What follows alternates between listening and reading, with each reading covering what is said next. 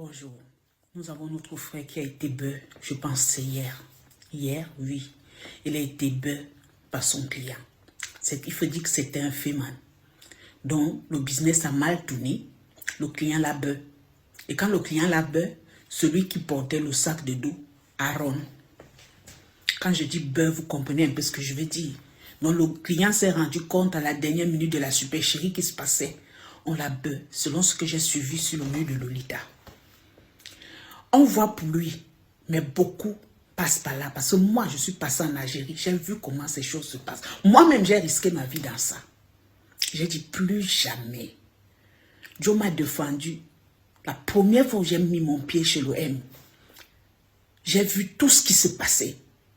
Et quand je suis allé prendre l'argent, les amis, je vous raconterai mon histoire une autre fois. Pour lui là, on a vu seulement pour lui, mais beaucoup se font bœuf.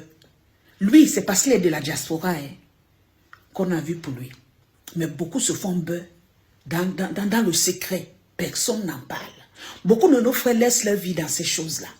Sauf que beaucoup ne veulent pas prendre conscience. Personne ne veut travailler.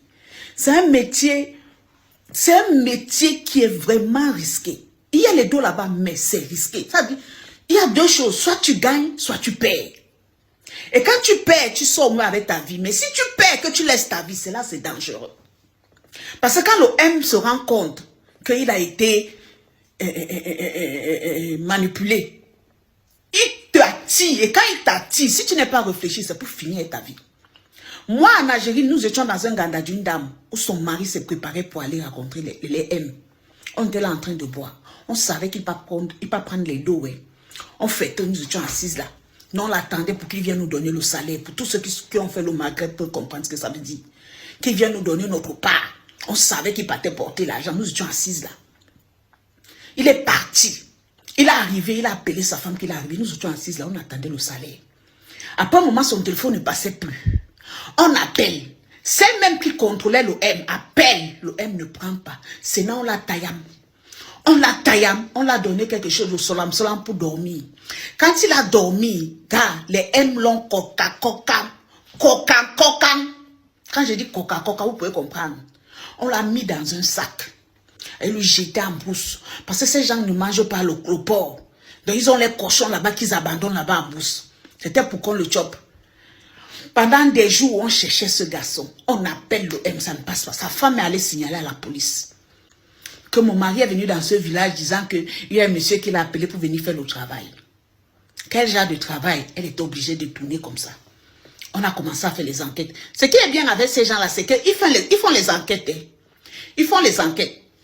Ils ont commencé à chercher. C'est un monsieur qui va dans sa brousse, un autre arabe, où il allait chercher quoi dans sa brousse. Comme ces gens-là aiment aussi chercher les écorces là. Ils sont un peu comme nous. C'est là il trouve un sac avec plein de mouches. Il appelle les niais. On vient, on se rend compte que c'est Kelly. C'est Kelly qui était dans le sac, un Libérien. On l'avait kotam. Beaucoup, on a aussi un autre frère comme ça, du centre. Il est parti dans un fait. Arrivé là-bas, les M l'ont concam. Fini avec lui, le mettre dans sa voiture. Aller sa voiture dans un tunnel. On l'a cherché pendant des jours. C'est la police encore qui l'a retrouvé. Moi, j'ai mon pote qui vit dans le même immeuble avec moi. J'ai fait son témoignage dans mon autre page, Emilia Grâce Divine. Les grands là l'ont envoyé dans un fait. Arrivé là-bas, ça a mal tourné. Les gars l'ont tapé le marteau sur la tête. Il est tombé là-bas. J'ai une amie. Dieu a fait grâce à cette fille. Elle est aux États-Unis aujourd'hui. Dieu lui a fait grâce. Son mari l'a envoyé d'aller prendre les dos. Arrivé chez l'OM. Elle allait là-bas comme la fille de la maman qui devait venir avec les millions pour investir. On l'a bien reçue. On lui a tout donné. Mais sauf qu'ils se sont rendus compte de la supercherie à la dernière minute. On ne sait pas ce qui s'est passé. Gars, les gars là ont taillam l'angala. On l'a taillam. Ils l'ont VO. Aller-retour. On appelle. Nous étions là. Les Camerounais s'inquiétaient. On appelle. Ni le M ne répond. Personne ne répondait. Ils l'ont attaché. Aller jeter l'angala dans une brousse. Au moment où ils ont voulu finir avec sa vie. Comme on dit souvent. que Dieu a mis la confusion dans la vie de ces gens-là pour lui donner une seconde chance. Là, voilà en brousse. L'autre se fâche que pourquoi l'autre n'a pas apporté le sac. L'autre dit que, mais je t'ai dit de prendre le sac. Tu as dit que non, on va. Ils n'ont pas pris le sac, ni même la corde. Donc, ils étaient là, ils étaient en train de chercher comment ils vont beurre avec elle. Parce qu'ils n'avaient ni corde, ni sac. Ils se sont rendus compte qu'ils avaient tout laissé devant leur porte. Maintenant, ils ont commencé à se chamailler. C'était dans l'obscurité, dans le noir. Pendant qu'ils se chamaillaient, le grand frère s'est fâché. Donner le coup de poing au petit frère. La bagarre a commencé là-bas. C'est comme ça que Dieu lui a donné une force. Elle s'est levée, commençait à marcher. Sans qu'elle sonne, commençait à marcher, arriver au goudron. Arrivée au goudron, elle s'est placée ses mains comme ça en route, elle s'est couchée. Il y a une voiture qui venait. On l'a récupérée. On l'a amenée à l'hôpital. C'est à l'hôpital qu'elle dit qu'on l'avait enlevée. Pourtant, nous tous, on savait que c'était un mensonge. On a appelé son mari. Son copain, au fait, quand son copain est arrivé, il était scandalisé parce qu'on a fait à l'Angala. L'Angala était traumatisé. Mais comme on dit, Dieu nous donne toujours une deuxième chance. Elle est aux États-Unis aujourd'hui avec son fils. Donc, c'est une façon de dire que ces choses-ci, beaucoup meurent dans le secret. Personne ne parle. Moi-même, quand j'étais partie chez le M là, si quelque chose m'arrivait là-bas, qui devait parler de moi? Personne. Mais quand je suis sortie de là, je ne suis pas sortie avec les mains vides, hein, mais sauf que c'est un truc qui... Il faut jouer avec la tête. Il faut jouer avec la tête. C'est un métier à risque. Les gens meurent là-bas comme bonjour. Quand Dieu te sort de là, dis alléluia. Un bien mal à qui ne profite à personne. Les deux que j'ai eu là-bas, j'ai fait quoi avec? Rien.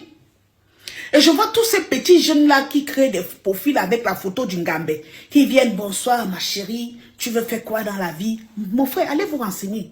Faites des formations. Parce que quand vous prenez des photos des ministres, là, des grands, vous venez créer des faux profils, là, vous vous faites passer pour eux. Là. Allez vous renseigner. Hein. Parce que moi, là, quand vous me regardez là, j'ai l'air d'être d'une. Bon, entre parenthèses, je viendrai vous parler de ma propre histoire, ce que moi-même j'ai vécu. C'est Dieu qui m'a sauvé. Beaucoup de gens passent par là. Sauf que nos frères ne veulent pas se lever. Nos frères ne veulent pas se lever. Hein. Quand vous entrez dans le monde de la féminin, les premiers, c'est les Camerounais. Deuxième, c'est le Nigeria. Troisième, le Libéria. La Côte d'Ivoire.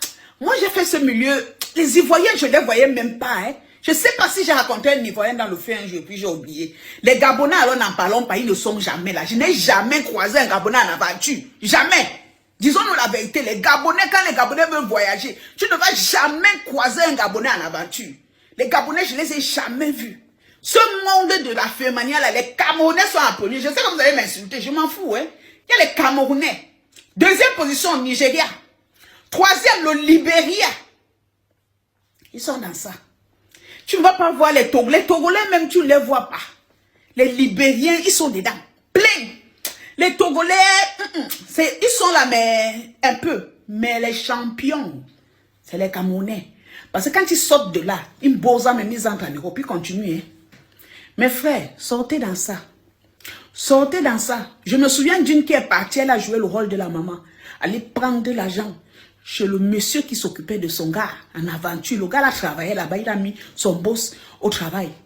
Ils ont payé. Par derrière le Joe là, c'est qu'il a mis ses... Il a fini sa vie. Aujourd'hui, ils sont en Italie là-bas, ils ont bossé. Leur vie est comme ça. Gars, chacun paye son karma. Moi-même, j'ai payé ma peine. Je ne sais même pas si j'ai encore fini de payer. Parce que l'argent même que j'avais pris, quand j'ai envoyé à mon petit frère pour faire quelque chose, lui-même, on l'a frappé. On l'a frappé au pays. Et j'ai senti comment ça m'a fait mal. Imagine alors si c'est le M. Gars, pardon. Mon histoire, je viendrai vous raconter une autre fois.